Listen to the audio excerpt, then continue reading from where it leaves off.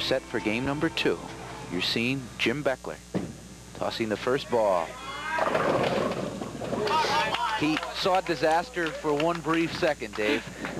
We're going to see in this game probably one of the more unorthodox, when you talk about textbook bowling, arm swings. And I tell you what, it just eludes back to the thing, if it works for you, do it.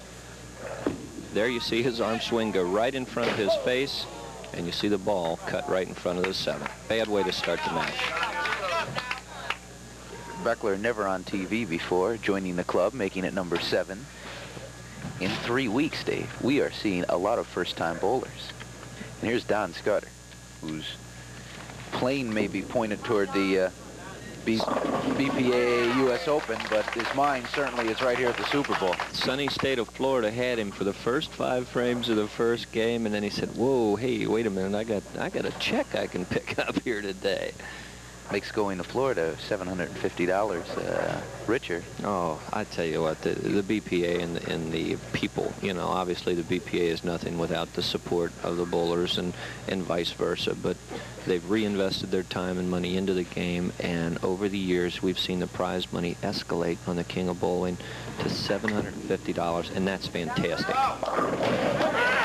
Getting a lot of help, Dave, from the other pins, getting them to work overtimes today. Well, you know, the people at home, sometimes you trip out the 4. Let's watch and see what happens here. Which pin does the damage? Again, keep your eye on the middle of the screen. Head pin goes back, throws the 2 pin into the wall, comes off, hacksaws in between the 2. Jim Beckler flirted with disaster in frame number 1, found it in frame number 2. Well, yeah, Tommy, I'm sorry to walk on you there, but Jim, again, first time, unorthodox arm swing. We'll get a good tight shot of it next frame. Right there you see if he... Oh, crush those pins. Second open frame for he's strong. 24-year-old mechanic from Kingpin Lanes. I'll tell you what, I wouldn't want to roll against him in Kingpin Lanes. No. Talk about an unfair advantage. That's where we're qualifying next week, by the way. We'll be there. Now watch, ladies and gentlemen, watch at home his arm swing. And again, for you, don't try to copy it. For him, it has worked. Oh, he wanted that. Creates a great amount of revolution and turn on the ball. And for him, it's been accurate.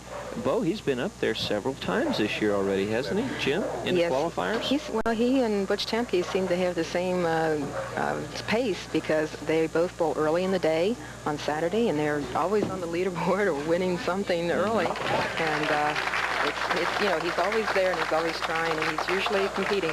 Nice guy, too. He's quiet, doesn't bother anybody. He just puts his shoes on, grabs his ball, and goes out there and does his job.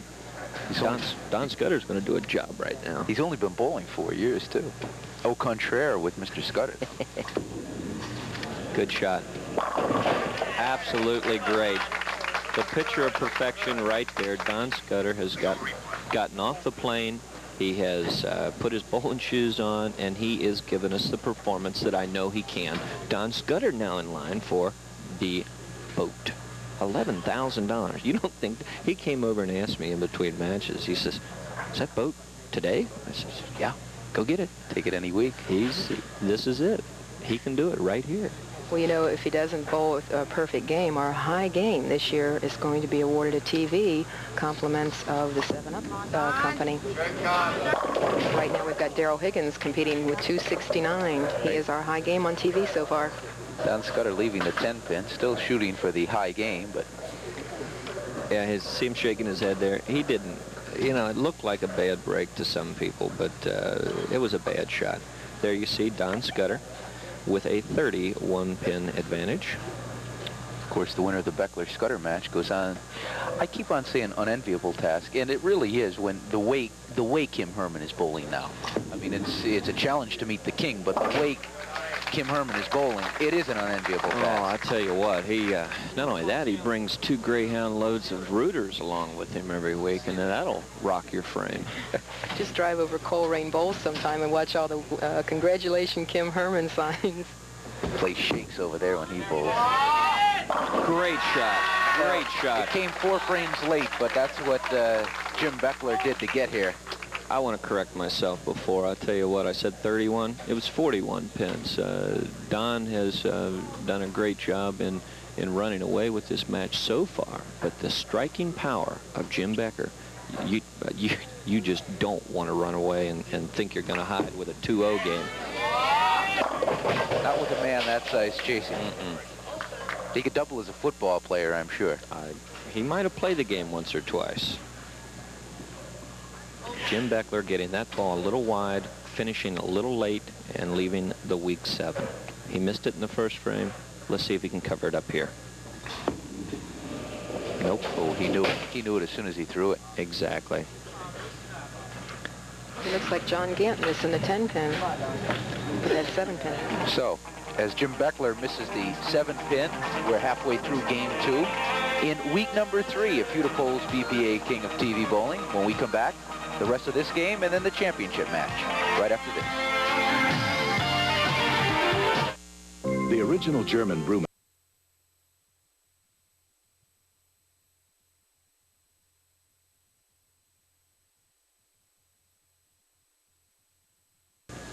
Bottom of the 5th. Baseball terms. Dave, I was down in Tampa the past 3 days covering the Reds Dream Camp.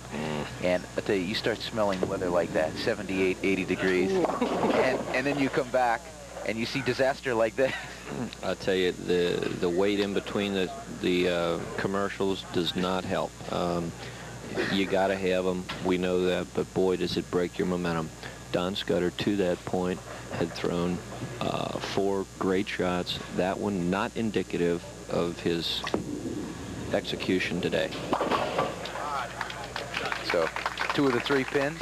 Dave, a question. When you start developing a lead that becomes so great, and you're not even midway through the match, is the mind susceptible to wandering a little bit? Not so much wandering, but at least knowing you have a lead and being cognizant of that fact? If you play your opponent, that can happen. The great bowlers don't play the game against someone else. They play it against their own bodies. It's up to you to execute, just like they're a distraction.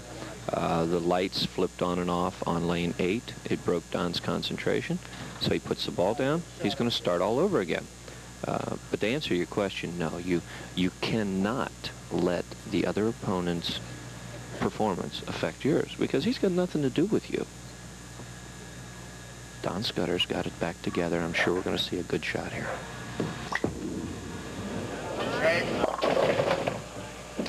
Well, like I said, I'm not going to go to the track today or anything. 6'10", but very makeable compared to the one he just had. Exactly. Look at him there. Before coming out of the commercial frame, it was a longer delay than usual. Lights blinked on and off. Just in his approach, the machine decided to dump a few more pins in the rack, creating a little more noise. Don saying, "What is going on here?" He hasn't missed his spare in 5 years. And it's as tough as a $2 steak, as Dave alluded to earlier in the show. Jim Beckler, well, he got into a hole early. Open frames early on. I'll tell you what. And he'll fold it and take strikes like that. You don't want to, you know, you alluded to easing up. You do not want to ease up. His lead now is being cut with a shot like this, a little high, but that power that we talked about. Had the 6-8 up there for a minute. Not anymore. It's gone. With another strike here, he can cut the deficit again. No sooner said than done. You don't attain a 212 average and bowl poorly, Dave. No, you definitely do not. The 39 pin advantage that he had going into Don Scudder had going into the 5th frame has now been cut down to 28 pins. Now he's still the leader. He can still take this match to the wall and give Jim no opportunity, but he's got to make shots. The pressure is on right now.